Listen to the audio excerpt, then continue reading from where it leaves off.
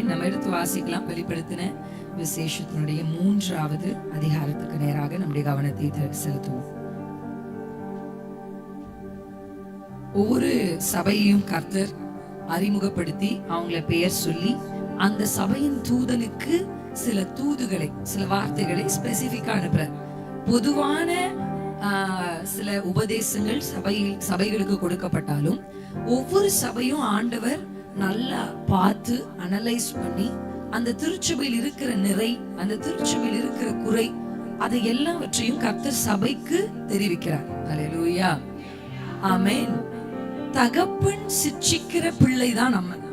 எப்படி நம்ம அப்பான்னு கூப்பிட்டு எவ்வளவு சந்தோஷப்படுறோம். ஆண்டவரை அப்பான்னு கூப்பிடுறதுல ஆபிரகாம் ஆண்டவரை அப்பான்னு கூப்பிடல. அல்லேலூயா. அந்த உரிமை ஆபிரகாமுக்கு இல்ல. வாக்குதத்தம் இருந்துச்சு, பெரிய ஆள் தான் ஆபிரகாம், இல்ல நான் சொல்ல. ஆனா அந்த உரிமை அவருக்கு கொடுக்கல. ஆனா அப்பா பிதாவே என்று கூப்பிடப்படுகிற ஒரு புத்திர சுவிகாரத்தின் ஆவியை கர்த்தர் நமக்கு தான் புதிய ஏற்பாட்டு பரிசுத்தவான்களுக்கு தான் கர்த்தர் கொடுத்திருக்கிறார். அல்லேலூயா, அல்லேலூயா.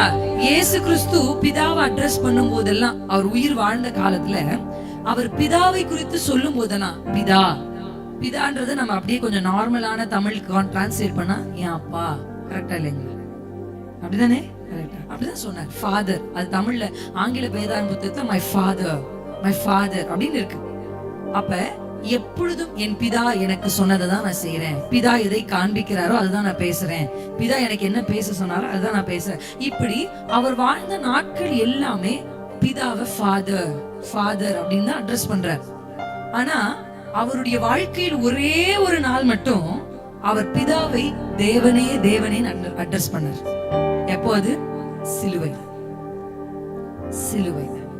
சிலுவையில தொங்கும் போதுதான் என் பிதாவே ஏன் என்னை கைவிட்டீர்னு சொல்லல, என் தேவனே ஏன் என்னை கைவிட்டீர் என்று சொன்னார். அல்லேலூயா. சிலுவையில மட்டும்தான் தேவனே அப்படின்னு இயேசு பிதாவை பார்த்து சொன்னார். ஏன் தெரியுமா? அவர் அப்படி பிதா என்று கூப்பிட ஸ்தானத்துல இருக்கிற அவர் நமக்காக இப்படி பக்கத்துல போய் இறங்கி போய் பாவமாகி தேவனேன்னு கூப்பிடுற ஸ்தானத்துக்கு வந்தார். இப்படி அவர் வந்ததுனால நம்மை கொண்டு போய் பிதாவேன்னு கூப்பிடுற ஸ்தானத்துல நிறுத்தினார்.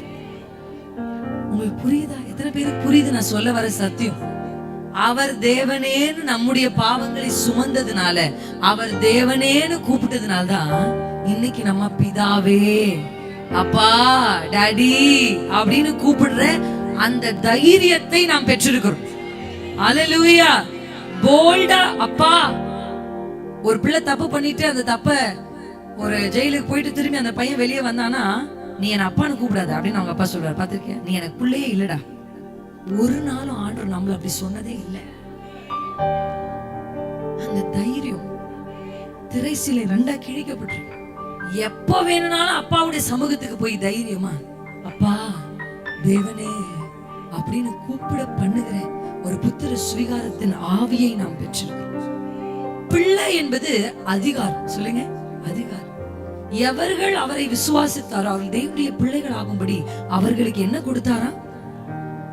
அதிகாரம். நீங்க பிள்ளையா இருக்கிறதுனால நீங்க பாவமா இருக்கணும் அவசியம் இல்லை. நீங்க பிள்ளைனாலே உங்களுக்கு ஒரு அத்தாரிட்டி, அதிகாரம். எப்படி? நம்ம ஏதாவது ஒரு வீட்டுக்கு போறோம்னு வச்சுக்கோ. இப்ப நான் இங்க இருக்கிறேன் அப்படின்னா, இப்ப எனக்கு ஏதாவது ஒண்ணு வேணும் அப்படின்னா நான் அக்கா கிட்ட போய், அக்கா நீ காலையில எனக்கு கொஞ்சம் எக்ஸ் வேணும் அப்படின்னு கேட்டேன்னு வச்சுக்கோ. நான் அப்ப எனக்கு ஒரு எக் வேணும் அப்படின்னு கேட்கலாம். இதுவே ஸ்டெஃபி இடத்துல இருந்தானா எனக்கு இது வேணும்லாம் கேட்க மாட்டான். அவ பாட்டுக்கு போய் எடுத்து வாயில போட்டுப்பான்.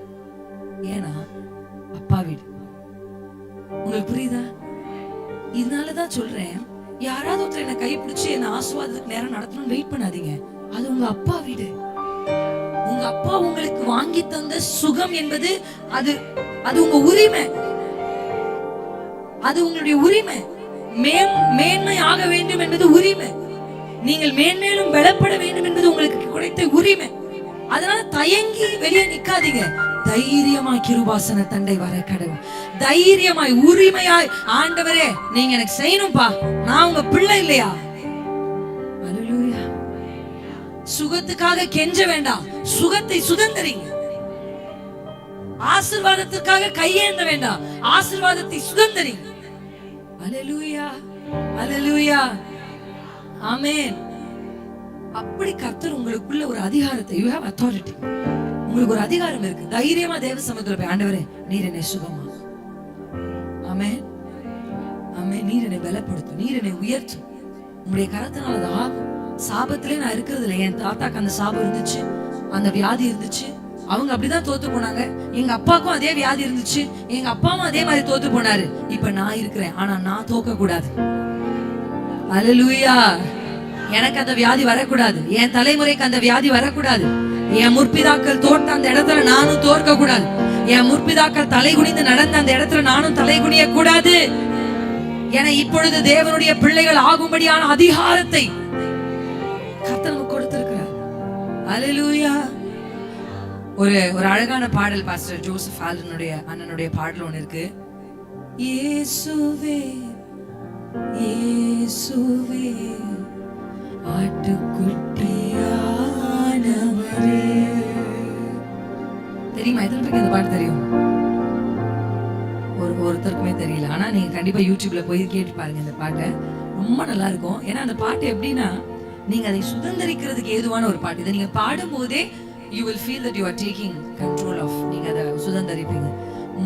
ஆசீர்வாதமானேனே நீர் சாபமானதினா, ஆசீர்வாதமானேனே நீர் சாபமானதினா, சிலுவை மரணத்தில் என் சாபங்கள் நீங்கியது, சிலுவை மரணத்தில் என் சாபங்கள் நீங்கியது.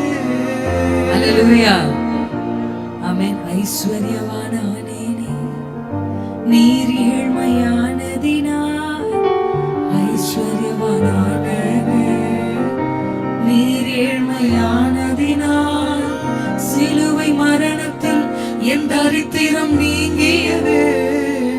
என் முகத்தை பாத்தீங்களா எப்படி பாடினேன்னு? பாக்குற மாதிரி இல்லைன்றீங்களா? பரவாயில்ல, பாருங்க, அட்ஜஸ்ட் பண்ணுங்க. 1 மணி நேரம் தான்.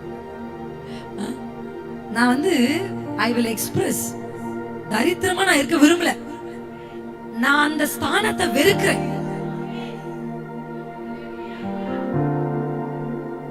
இந்த வியாதியா இருந்தா நம்ம கிட்ட எல்லாரும் பாவம், எனக்கு அது பிடிக்கவே பிடிக்காது.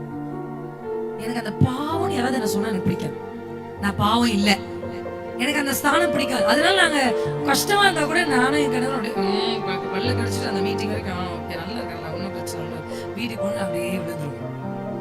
எனக்கு அது பாவம் அப்படி ஏதாவது சொன்னா ஒரு மாதிரி கஷ்டம், எனக்கு அது பிடிக்காது. எனக்கு அந்த ஸ்தானத்தை நான் வெறுக்கிறேன். நான் பரிதாபத்துக்குரியவள் அல்ல.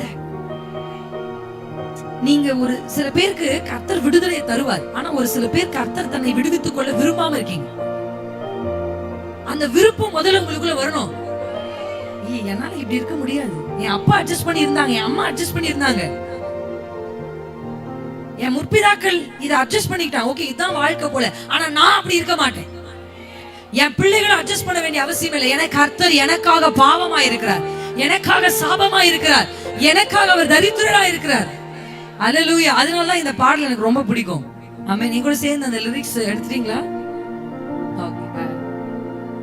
ஆட்டுக்குட்டியானவரே, ஆட்டுக்குட்டியானவரே, ஆட்டுக்குட்டியானவரே, எனக்காக பலியானி, ஆட்டுக்குட்டியானவரே, ஆட்டுக்குட்டியானவரே, ஆட்டுக்குட்டியானவரே, என் சாபங்கள் சுமந்தே உமக்கே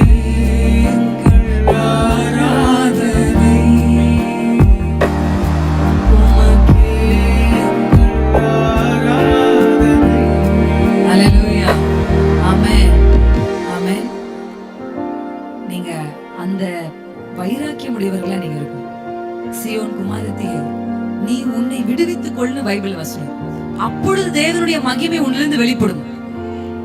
பாபிலோன் நடுவிலே வாசம் பண்ணுகிற சீயோன் குமாரத்தியே, நீ உன்னை விடுவித்துக் கொள்.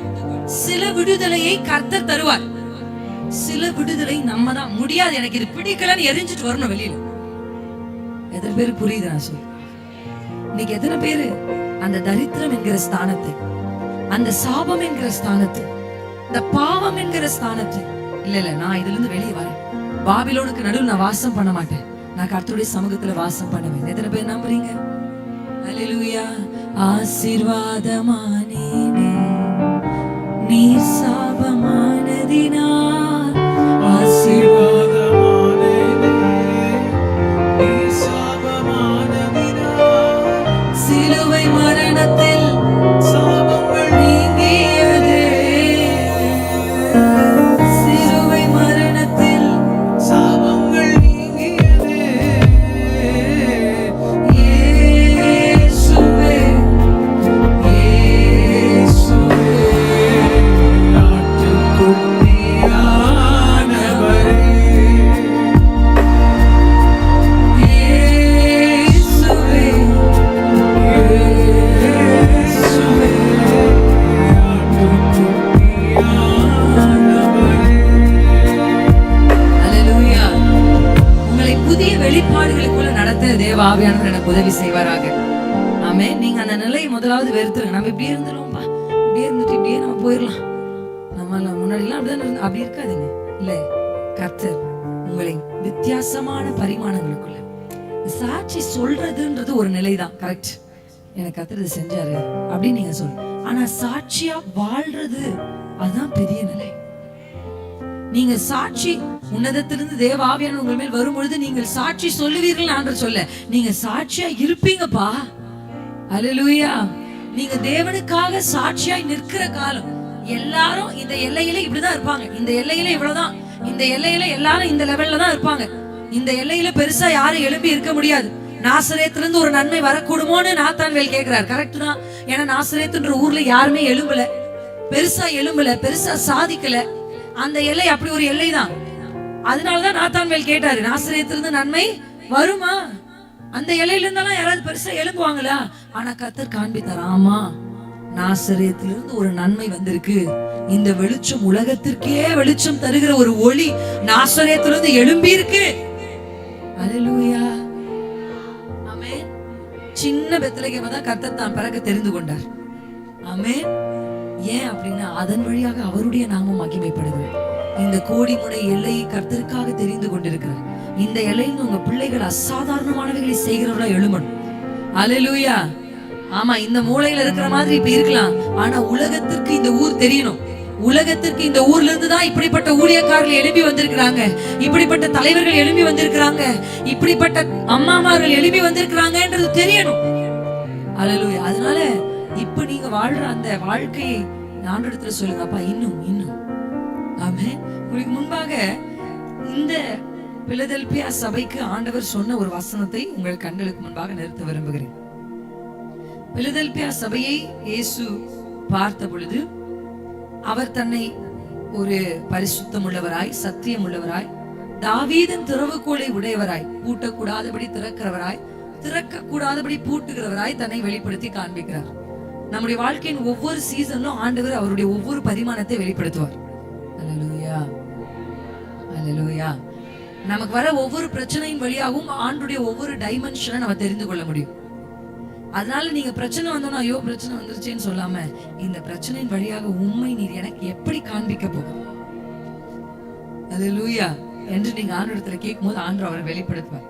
அப்படி 8ஆம் வசனத்தை நம்ம இன்னைக்கு கொஞ்சம் ஃபோக்கஸ் பண்ணி பார்க்கலாம். வெளிப்படுத்தின விசேஷம். கிரியைகளை அறிந்திருக்கிறேன், உன் கிரியைகளை அறிந்திருக்கிறேன், உனக்கு கொஞ்சம் பலன் இருந்தும் நீ என் நாமத்தை மறுதலியாமல் என் வசனத்தை கை கொண்டபடியினாலே இதோ திறந்த வாசலை உனக்கு முன்பாக வைத்திருக்கிறேன், அதை ஒருவனும் பூட்ட மாட்டான். அல்லேலூயா. அல்லேலூயா. கர்த்தருடைய வசனம் பிலதெல்பியா திருச்சபைக்கு வரும் பொழுது ஆண்டவர் சொல்றாரு, உன் கிரியையை நான் அறிந்திருக்கேன். I know. மனுஷன் முகத்தை பார்க்கிறான், மனுஷன் முகத்தை பார்க்கிறான், கர்த்தர் இருதயத்தை பார்க்கிறாரு. நம்ம என்ன செய்யறோம்ன்றது முக்கியம் இல்ல, நம்ம மனசுதான் முக்கியம் சில பேர் சொல்லிட்டு சுத்துறாங்க. ஆனா இந்த இடத்துல நம்ம வாசிக்கிறோம், கர்த்தர் கிரியைகளை பார்க்கிறார். அல்லேலூயா. அந்த வார்த்தை சொன்னது மனுஷன் முகத்தை பார்க்கிறான் அப்படின்னு சொன்னது டேவிட் சின்ன பையனா இருந்தாரு. டேவிட் சகோதரர்கள் நல்ல 6 பேக்ஸ் வச்சுட்டு இருந்தாங்க. நல்ல ஜிம்முக்கு போய் 6 பேக்ஸ் வச்சு நல்ல ஆர்ம்ஸ் எல்லாம் வச்சு பார்த்தாலே இந்த பையன் ராஜாவா இருக்கிறதுக்கு தகுதி உள்ளவன் அப்படின்ற மாதிரி இருந்தாங்க. அதனால சாமுவேலுக்கு ஆண்டவர் சொன்னாரு, நீ அந்த 6 பேக்ஸ பார்க்காத தம்பி, அவன் உயரத்தை பார்க்காத, அவன் ஆம்ஸ் வச்சிருக்கத பார்க்காத, ஏன்னா அவனை நான் தேர்ந்தெடுக்கல. வெயில்லையும் மழையிலும் ஆடுகளுக்கு பின்பாக அலைந்து திரிந்து ஜீவனை ரிஸ்க் எடுத்து ஒரு ஆட்டுக்காக தான் உயிரையே கொடுக்க துணிஞ்ச அந்த தாவீதுன்ற ஒரு பையனை தான் நான் பார்த்திருக்கிறேன்னு ஆண்டவர் சொன்னார்.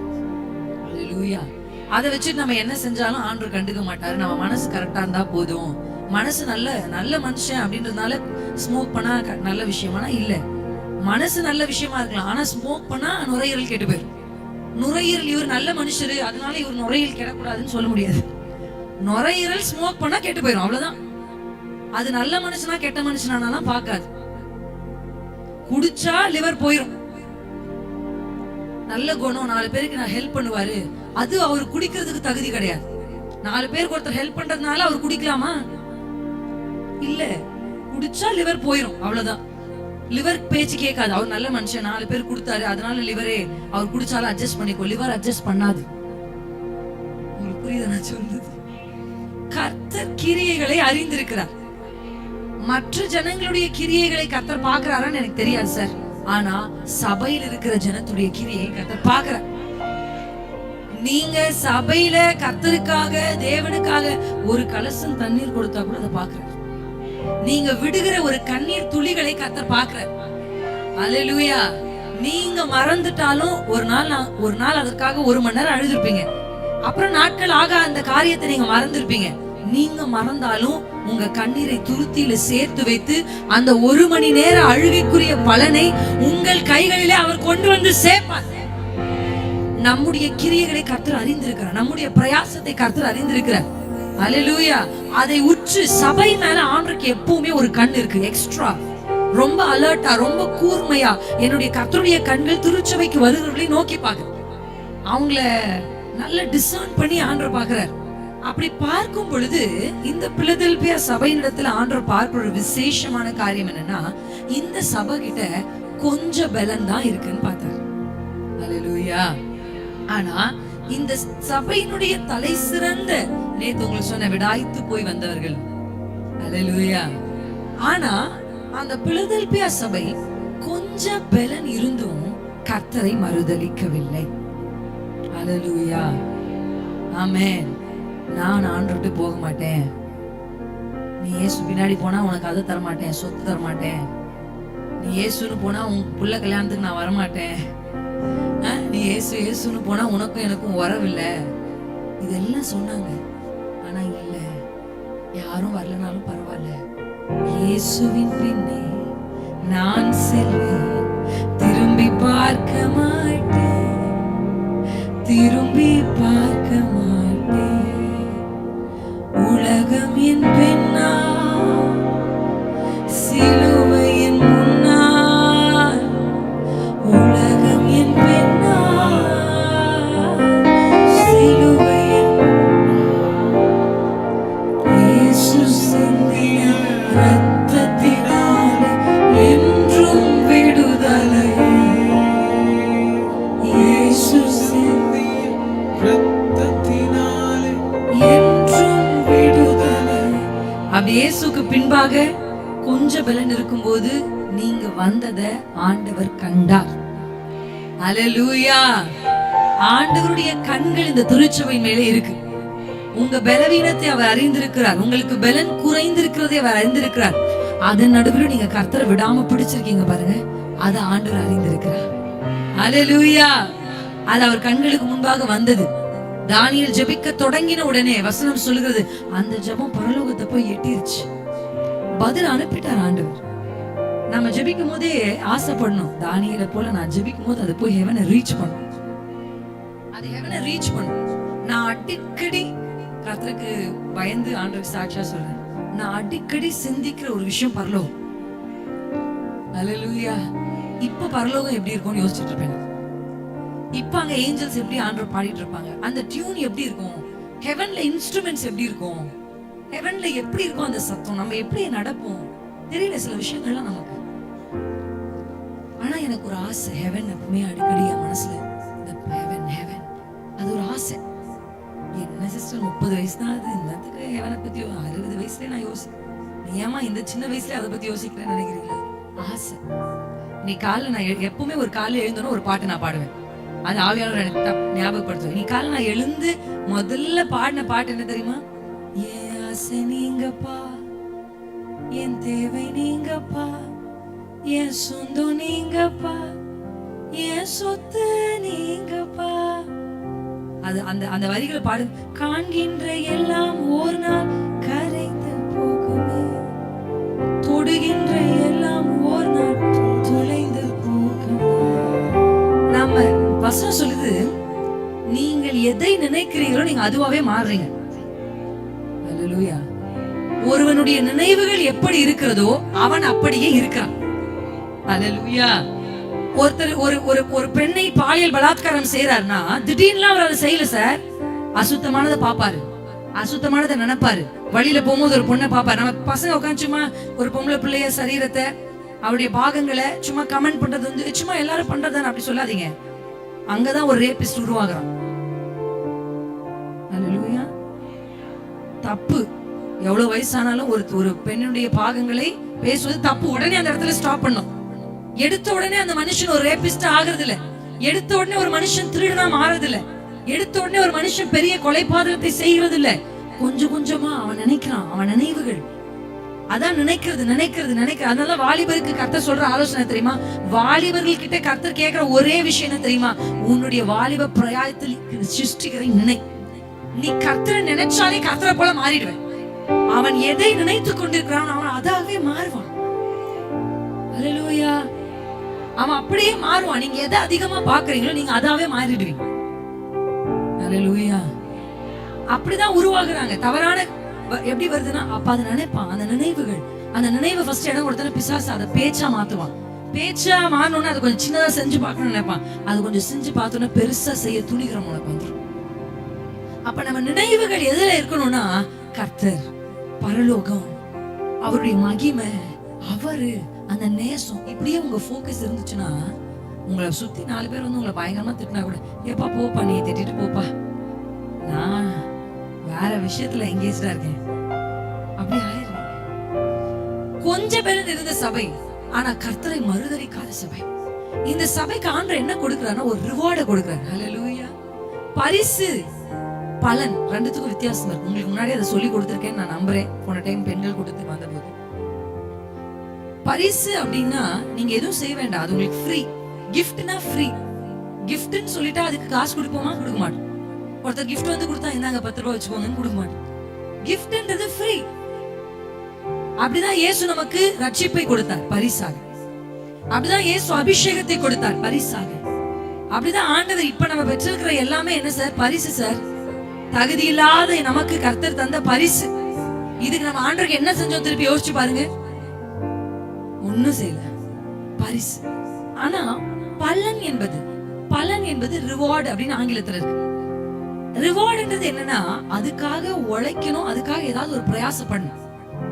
அல்லேலூயா. உங்களுக்கு கூப்பிட்டு உங்களுக்கு ஒரு வேலை தராங்கன்னு வச்சுக்கோங்களேன், அது உங்களுக்கு கிடைத்த ஒரு பரிசு. ஆனா 1 மாசம் கழிச்சு சம்பளம் தராங்க பாருங்க, அது ரிவார்ட். உங்களுக்கு புரிஞ்சுச்சுங்களா? அது பலன். 1 மாசமா காலையில 8 மணிக்கு வந்து 4 மணிக்கு திரும்பி போன உங்களுடைய உழைப்புக்கான பலனை மாதத்தினுடைய முடிவுல உங்களுக்கு என்ன தராங்க? பலனா தராங்க. அல்லேலூயா. அதை தான் ஆண்டவர் கொஞ்ச பலன் இருந்தும் மறுதலிக்காமல் இருந்த இந்த திருச்சபைக்கு ஆண்டவர் ஒரு பலனை தருகிறார். அல்லேலூயா. அல்லேலூயா. அந்த பலன் என்ன அப்படின்னா, ஒரு திறந்த வாசல். அல்லேலூயா. ஒரு திறந்த வாசலை அவர்களுக்கு முன்பாக ஆண்டவர் வைக்கிறார். அப்படிதான் இருக்கு அந்த வசனம். எப்படி இருக்கு அந்த வசனத்தை வாசிப்போம். திறந்த வாசலை உனக்கு முன்பாக வைத்திருக்கிறேன். உனக்கு முன்பாக வைக்கிறேன் அப்படின்னா அங்க இதுக்கு முன்னாடி ஒரு வாசலே கிடையாது. இத தாண்டி போகவே முடியாது. எரிகோவை குறித்து யோசுவாவின் புத்தகத்தை நீங்க வாசிக்கும் பொழுது, எரிகோ இஸ்ரவேலருக்கு முன்பாக அடைப்பட்டிருந்தது. ஒருவரும் உள்ளேயும் போக கூடாது, ஒருவரும் வெளியேவும் வர முடியாது. அங்க வாசலே கிடையாது. ஒருத்தன் உள்ள போறதுக்கும் வெளியில வர்றதுக்கும் வாய்ப்புகள் இல்லாதிருந்தது. ஆனா இல்லாதவைகளை இருக்கிறவைகளை போல அழைக்கிற தெய்வம் நாம் ஆராதிக்கிற தெய்வம். ரோமர் 4 வீட்டுல போய் வாசி பாருங்க. இல்லாதவைகளை இருக்கிறவைகளை போல அழைக்கிற ஒரு தெய்வத்தை நாம் ஆராதிக்கிறதுனால இவர்கள் இந்த பிரச்சனையை தாண்டறதுக்கு அந்த இடத்துல ஒரு வாசல் இல்ல. ஆனா கொஞ்சம் பலன் இருந்தும் கர்த்தரை மறுதலிக்காம ஆண்டரை பிடிச்சு இன்னைக்கு வந்து நீங்க காலையில இங்க உட்கார்ந்து இருக்கீங்கல்ல, அதனால ஒரு புதிய வாசலை, அதுவும் ஒரு திறந்த வாசலை கர்த்தர் உங்களுக்கு முன்பாக இன்றைக்கு வைக்கிறார். இன்னைக்குதான் அந்த வாசலையை கன்ஸ்ட்ரக்ட் பண்றார் ஆண்டவர்.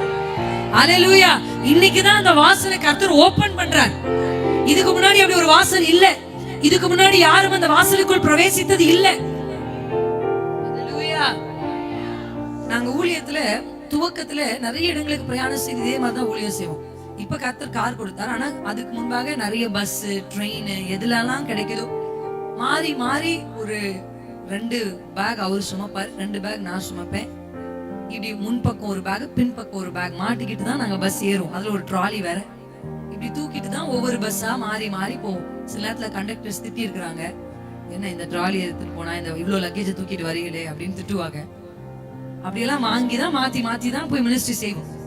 ஒரு நாள் நான் தேவ சமூகத்துல என் வீட்டுல காத்துட்டு இருக்கேன். இவ்வளோ நாங்க பிரயாசப்படுறோம், எங்களுக்கு கர்த்தர் நீர் வாக்குத்தத்தத்தை கொடுங்க அப்படின்னு நான் சொல்லி ஆண்டவர்கிட்ட ஜெபிக்கும் பொழுது என்னுடைய அறைக்குள்ளாக நான் ஒரு வாசலை பார்த்தேன். அந்த வாசல் எப்படி இருந்துச்சு அப்படின்னா, அந்த பழைய காலத்துல ஏன்ஷியன்ட் டோர்னு சொல்லுவாங்க. இந்த பழங்கால வாசல் பார்த்திருக்கீங்களா? பழைய காலத்துல இப்ப இருக்கிற மாதிரி மாடர்னான வாசல் இல்ல. அந்த வாசல்ல ஒரு கைப்பிடி இப்படி இருக்கும். அந்த கைப்பிடி பார்த்திருப்பீங்க, ஞாபகம் இருக்குமா? எங்க காரைக்குடி பக்கம் வந்தீங்கன்னா அப்படிதான் வச்சிருப்பாங்க பழைய காலத்துல. அப்படி இப்படி ஒரு கைப்பிடி அந்த இடத்துல இருக்குது. அப்படி ஒரு பழமையான ஒரு வாசல் பிரான்ஸ் கலர்ல இருக்கு. இதை ஆண்டவர் எனக்கு காண்பிக்கிறார். இத காண்பித்து தேவ ஆவியானவர் சொல்றாரு, நீ இத தட்டு. அல்லேலூயா. நீ இத தட்டு. நான் அப்படியே பரிசுத்த ஆவியினால் நிரப்பப்பட்டு நான் தட்டணும் நல்லா ஆவியில நிரம்பி ஜெபிக்க ஆரம்பிக்கிறேன். வாய்களை திறந்து ஜெபிக்க அந்த வாசல் இப்படி லைட்டா திறந்து அதற்குள்ள இருந்து ஒரு பெரிய பிரகாசம். அந்த வாசல் இன்னும் ஃபுல்லா திறக்கல, லைட்டா திறக்குது. அதுவே அவ்வளவு வெளிச்சத்தை நான் இருக்கிற அறைக்குள்ள கொண்டு வருது. அல்லேலூயா. இப்படி ஒரு தரிசனத்தை பார்த்து அதுக்கப்புறம் நான் ஆண்டவர் எனக்கு சொன்னார், நீ தட்டி கொண்டே இருக்கணும். எது வரையும் தட்டணும் தெரியுமா? திறக்கிற வரையும் தட்டு. ஏன்னா உனக்கு ஒரு வாசலை நான் ஆயத்தப்படுத்தி இருக்கிறேன். ஒரு ஏன்ஷியன்ட் டோர், ஒரு பழமையான வாசல். இந்த வாசல் யாருக்கும் திறந்ததில்லை, இது திறக்காது. ஆனா அப்படி ஒரு வாசலை உனக்கு நான் திறப்பேன். உன் ஊழியத்துக்கு என்று திறப்பேன், உன் குடும்பத்துக்கு என்று திறப்பேன் அப்படின்னு கர்த்தர் வாக்கு கொடுத்தார். அல்லேலூயா. அதுல இருந்து எனக்கு தெரிஞ்ச சில சகோதரிகளோடு சேர்ந்து நாங்க ஜெபிக்க ஆரம்பிச்சோம். அதே நான் ஒரு சகோதரியோட ஜூம்ல உட்கார்ந்து அப்படியே நாங்க ஜெபிக்கும் போது இப்போ ஒரு தரிசனத்தை கர்த்தர் எனக்கு காண்பித்தார். அந்த வாசல் விரிவாய் திறந்திருக்கிறது. அதற்குள் நான் மாத்திரம் அல்ல, அநேகர் என்னோடு கூட நடந்து அந்த வாசலுக்குள் வருகிறது. அல்லேலூயா. அல்லேலூயா. இன்றைக்கும் இந்த திருச்சபைக்கு முன்பாக அடைக்கப்பட்டிருக்கிற எல்லா வாசலே இல்லாத இடத்துல ஒரு வாசல். எரிகோல வாசலே இல்ல, கர்த்தர் வைக்கிறார், திறக்கிறார்.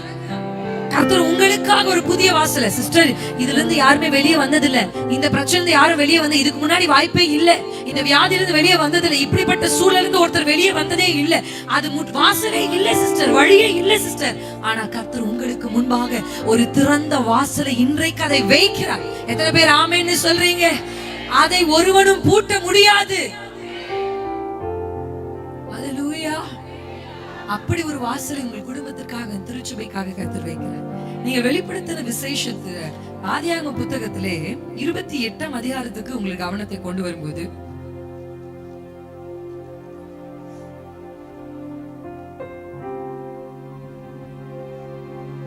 இந்த அதிகாரம் ஈசாக்கு யாக்கோபை அழைத்து ஆசீர்வதித்து அனுப்புறார்.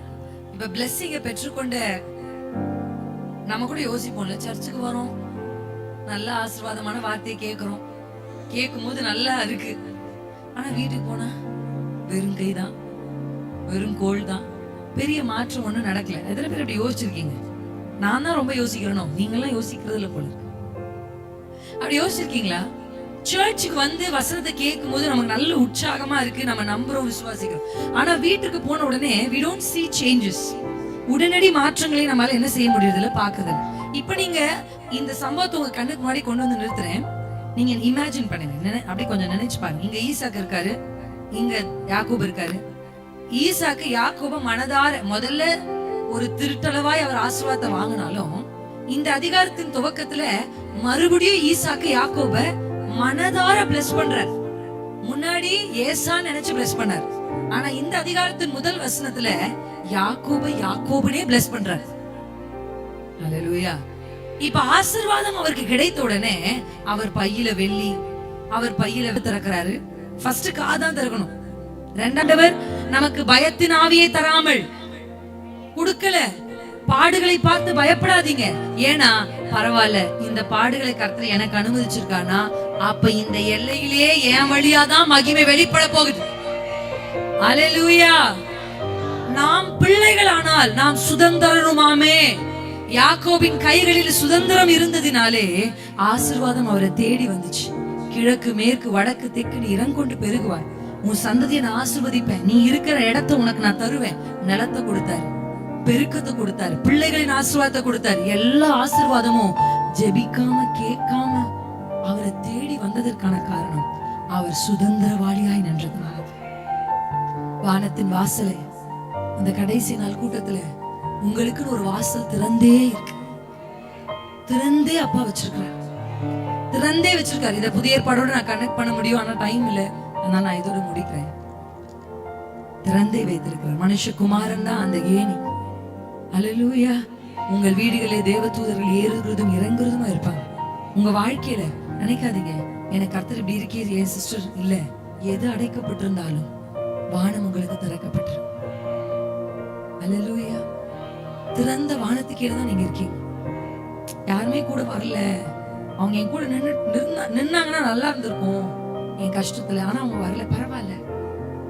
என் கையில ஒண்ணு கொடுத்து அமைச்சிருக்கலாம், என்ன அப்படி வெறும் கையா அமைச்சாங்க, பரவாயில்ல பரவாயில்ல. மனிதன் உங்களுக்கு செய்யாமல் இருக்கலாம், ஆனா கர்த்தர் உங்களுக்கு செய்வார். கர்த்தர் உங்களுக்கு செய்வார். யாக்கோபோடு இருந்தார், உங்களோட இருக்கிறார். கொஞ்ச பலன் இருந்தோம், அந்த கொஞ்ச பலத்தை சண்டை போடுறதுல நீங்க யூஸ் பண்ணல. அந்த கொஞ்ச பலத்தை வாக்குவாதம் பண்ண யூஸ் பண்ணல. அந்த கொஞ்ச பலத்தை தேவனை விட்டு தூரம் போக யூஸ் பண்ணல. மறுதலிக்காம ஒரு பாதத்திலே விழுந்து கிடந்து, எனக்கு பலன் இல்லப்பா, ஆனா நான் வேற எங்கப்பா போவேன், நான் வேற யார்கிட்ட போவேன் அப்படின்னு அந்த கொஞ்ச பலத்தை ஆண்டவருடைய பாதத்திலே செலவிட வந்த உங்களுக்காக கர்த்தர் ஒரு திறந்த வாசலை, அதுவும் ஒரு வானத்தின் வாசலை உங்களுக்காக ஆண்டவர் இன்றைக்கு வைத்திருக்கிறார். அதனால இனி கலங்க வேண்டாம், கர்த்தர் உங்களை நடத்துவார். முன்னேறி போக பிசினஸ்ல முன்னேற்றங்களை கர்த்தர் கொடுப்பார் இயேசுவின் நாமத்தினால். நீங்க கையிட்டு செய்கிற காரியங்களை கர்த்தருடைய தலையிடுதல் இருக்கும். அல்லேலூயா. என்ன ஒரு சகோதரியா நினைச்சுக்கோங்க, தங்கச்சியா நினைச்சுக்கோங்க, மகளா நினைச்சுக்கோங்க, நீங்க எப்படி வேணாலும் என்ன நினைச்சுக்கோங்க. ஆனா தாழ்மையோடு சொல்றேன், குடும்ப ஜெபம் பண்ணுங்க, தனிப்பட்ட ஜெபம் பண்ணுங்க, கர்த்தரை தேடு. 12 மணி நேரம் நீங்க வேலை செஞ்சு உங்களுக்கு கிடைக்காதது, கர்த்தரை 1 மணி நேரம் தேடிட்டு போய் வேலை செஞ்சு பாருங்க. அவர் வார்த்தை இல்லாமல் நீங்க, ஆனா அவர் வார்த்தையோட ஒரு நிமிஷத்துல அது கிடைச்சிச்சு. தாழ்மையோட குடும்ப தலைவர்கள் கேட்கிறேன், உங்க பிள்ளைகளை உட்கார வச்சு, உங்க மனைவிகளை உட்கார வச்சு ஜெபம் கடைசி கொஞ்சம் ஜெபம் பண்ணு. கடைசி காலத்துல நீங்க சம்பாதிக்கிற பணம் உங்க பிள்ளைகளை ஓரளவுக்கு காப்பாத்தும், ஆனா உங்க ஜெபம் தான் உங்க தலைமுறையை காப்பாத்தும். கடைசியா பிள்ளை தப்பு பண்ணிடுச்சுன்னு அல்றதுல எந்த வருத்தமும் இல்லை. நீங்க ஜெபிச்சு பாருங்க, தப்பு பண்ற பிள்ளை திரும்பி வரும். தப்பே பண்ணாது நான் சொல்ல மாட்டேன், கர்த்தர் அதை திருப்பி கொண்டு வருவார், அவ மனசை மாத்துவார். அல்லேலூயா. ஜெபிங். நீங்க இங்க வந்து கேட்கறதோட அதுக்கப்புறம் பைபிளே திறக்காத யாராவது இங்க இருப்பீங்கன்னா பைபிளை கொஞ்சம் திறந்து உட்கார்ந்து பிரயாசப்படு. வீட்டு வாசலுக்கு வந்துருங்க, வெளியே வந்துருங்க. உள்ள உட்கார்ந்தா தூக்கம் வருதா, எழுந்து நின்று படிங்க, முட்டி போட்டு படிங்க, சத்தமிட்டு ஆண்டுடைய பாடல்களை பாடுங்க. அல்லேலூயா. வாயை கொஞ்சம் திறங்க, வேடிக்கை பார்த்துட்டே வாழ்க்கையை முடிச்சிடாதீங்க. வாயை திறந்து பாஸ்டர் நடத்தினார் ஆராதனையில, வாயை திறங்க, வாயை திறங்க. இயேசு போறாரா போட்டும், என்ன குருடனா படைச்சிட்டு அவர் மட்டும் நல்லா ஜாலியா சுத்துறாருன்ட்டு சொல்லல. அவ இயேசு போறாருன்னு தெரிஞ்ச உடனே, தாவீதின் குமாரனே எனக்கு என்ன சார் வெக்கம் இயேசு கிட்ட போய்.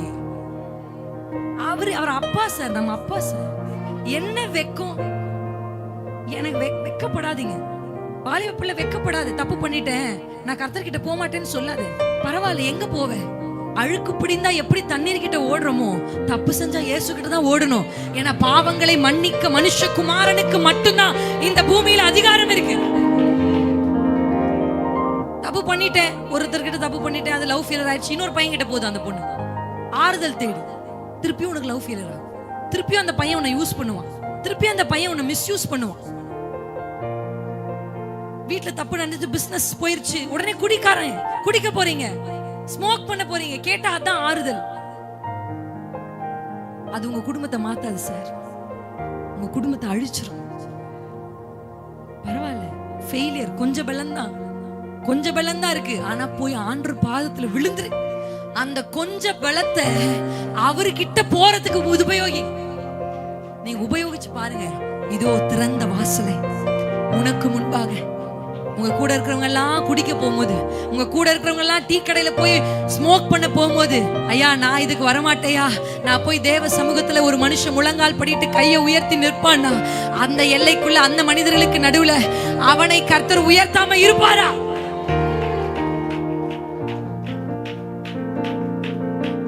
தூத்துக்குடியில் ஒரு பெரிய மசாலா கம்பெனி இருக்கு. அந்த கம்பெனி மசாலா மகாராஜ் மசாலா நினைக்கிறேன். அந்த கம்பெனி சாதாரண சின்ன வீட்டுல ஒரு அம்மா, வயசான அம்மா, அவங்க பையன் சேர்ந்து ஆரம்பிச்சது.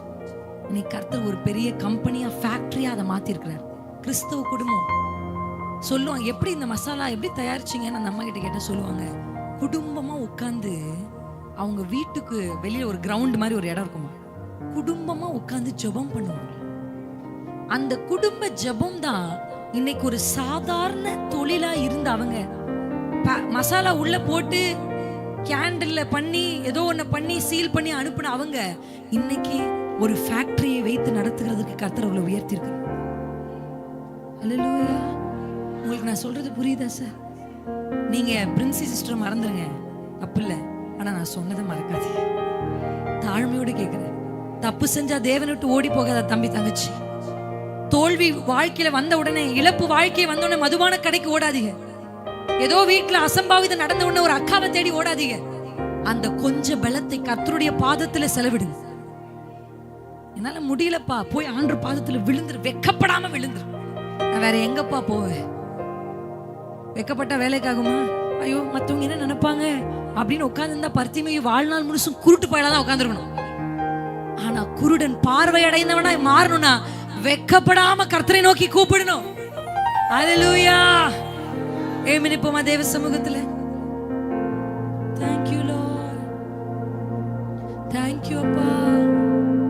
ஐயா உங்களை தாழ்மையோடு கேட்டிருக்கிறேன், அம்மா உங்களை தாழ்மையோடு கேட்டிருக்கிறேன். உங்க பிள்ளைகளை உட்கார வச்சு 1/2 மணி நேரமா இன்னிலிருந்து ஜெபிக்க ஆரம்பிங்க. உங்க வீடுகளை மாற்ற, உங்க பிசினஸ் மாற்ற, உங்க குடும்பத்து சமாதானத்தை மாற்ற. ஓ ஷதலமலே ரீமஹலஸமலா. அப்படியே கண்களை மூடி மியூசிக் இசையோடு இணைந்து அந்நிய பாஷைகள்ல பேசுங்க.